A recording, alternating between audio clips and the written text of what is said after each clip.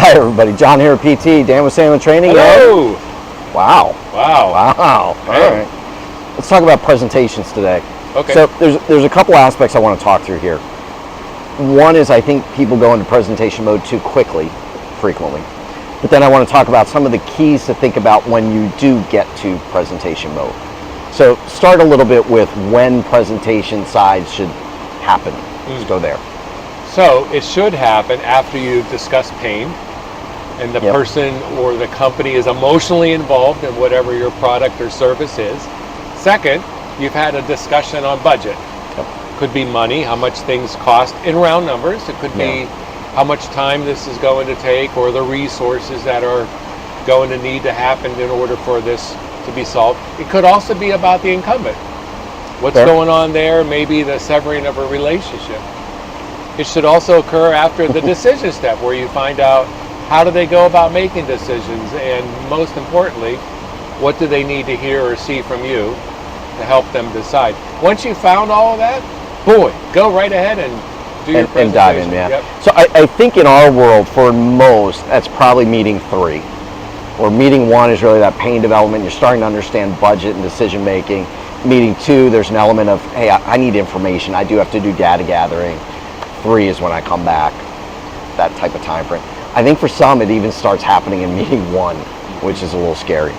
So let's talk about the keys. What are the keys when you get to presentation mode and things to think about there? Yeah, so first of all, you present only to their pain.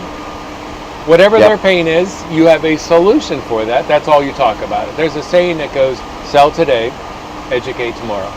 I'm going to solve their pain today. Tomorrow when they become a client, I'll open up the covers and let them see everything else. Yes.